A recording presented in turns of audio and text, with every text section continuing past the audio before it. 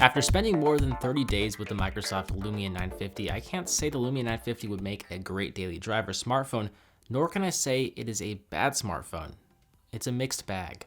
When you pick up the device for the very first time, you'll be underwhelmed with how it feels in the hand. It's not slimy, but it's very slick in the hand. The build materials consist of primarily plastic with some metal sprinkled in here and there for the buttons and the camera ring.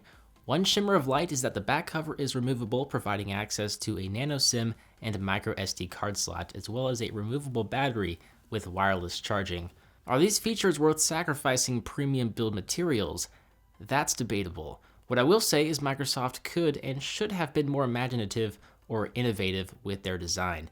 Sure, you don't need metal, but you could always opt in for leather, wood, rubber, pretty much anything but matted plastic. It lets the consumer know you care and that they're holding a premium device that is valuable. Now, the Lumia 950 does feature a 5.2-inch AMOLED display with a QHD 2560 by 1440 resolution and Corning Gorilla Glass 3. I'm happy to see an AMOLED display that is bright and displays deep black colors. However, it is lacking in vibrancy and saturation, especially when compared to AMOLED displays found on flagship smartphones from Samsung, Huawei, or even blue budget smartphones. In terms of performance, the Lumia 950 has the specs to provide for a high-end premium experience. It features a Qualcomm Snapdragon 808 hexa-core processor with 3GB of RAM, but it's the software that I think truly undermines the performance. You have Windows 10 Mobile, which is the latest Windows Phone OS. It features many neat and much appreciated features when compared to the previous version. Some of the new features include a new Edge browser, an improved Action Center, and new Microsoft Office and Outlook apps designed specifically for the new OS. Cortana is also very much present and baked into the operating system. What I think sets the OS back the most is the lack of apps. It was a problem several years ago, and it still is a problem in 2016. There are no official Google apps. The Instagram app, for example, is in beta. Snapchat isn't available. The list goes on and on. You'll have to spend some serious time researching alternatives as well as which apps are fake and potentially even dangerous. If you're coming from Android or iOS, you probably take a plentiful app store for granted. But if you look past the lack of apps, the overall performance is very solid, but I would say it still is far from perfect. There are many small bugs and kinks that I would say need to be worked out. Lag can be expected here and there. Some of the animations feel and look very clunky and choppy. There doesn't appear to be any consistent flow to the OS. There is a consistent look, but not a consistent flow.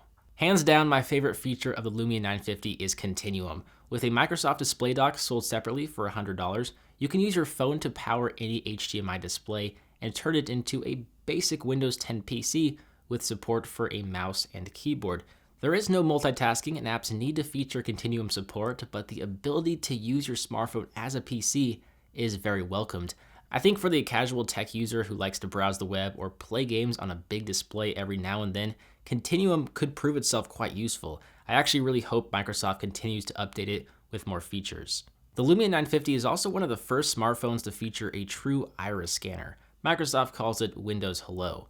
After you let it shine an infrared light directly into your eyes, it will then recognize your iris and unlock your phone from the lock screen. I would say it's pretty quick, but varies from how far your phone is from your face, and it's not as fast as something like a fingerprint scanner, but it is pretty neat and should improve with time. As for the camera sensor, the 950 features a 20 megapixel camera sensor with Carl Zeiss optics, and I'm impressed with the quality overall. I took the Lumia 950 to the beach, or the Oregon coast specifically, and captured a lot of detailed images. The OIS, or optical image stabilization, really helps do just that. With the f1.9 aperture, I was impressed with the low light performance as well. The shot you see here was lit from a single street light at the beach in almost complete darkness.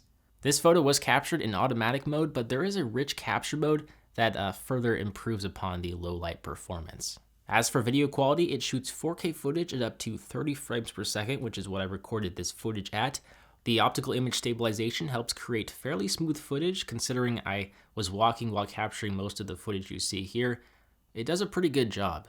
Colors aren't very vibrant, they don't appear to be overly saturated, they appear to be fairly color accurate. Overall, I would say I'm very impressed with the video footage.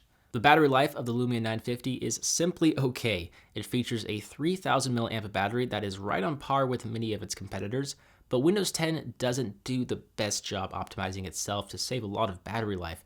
The good news is that the battery is removable and the USB Type-C port features fast charging. So I think for someone who is committed to Windows Phone and who refuses to switch operating systems for whatever reason, to each their own, the Lumia 950 would be an excellent upgrade.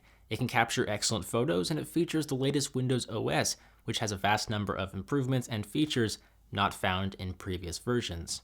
But for everyone else who just wants an all-around smartphone that works and works well, it's hard to recommend the Lumia 950. It doesn't offer very many apps, the build quality is uninspiring and cheap, performance is decent, but it still lags behind the competition 9 out of 10 times, and the software is much better than it was previously, but it too is full of bugs that need to be worked out. I honestly enjoyed the change of pace while using the Lumia 950, but I can't recommend it to the average user over a flagship Android or iOS smartphone. With that said, I'm QHD. I want to thank AT&T for sending me this unit to review and research for all of you. You can purchase this device on AT&T for about $20 a month with AT&T Next, or $600 off contract. I'll leave a link down below to do that if you are interested. I hope you enjoyed this video. Thank you for watching, and I will see you right back here in the next one. See ya.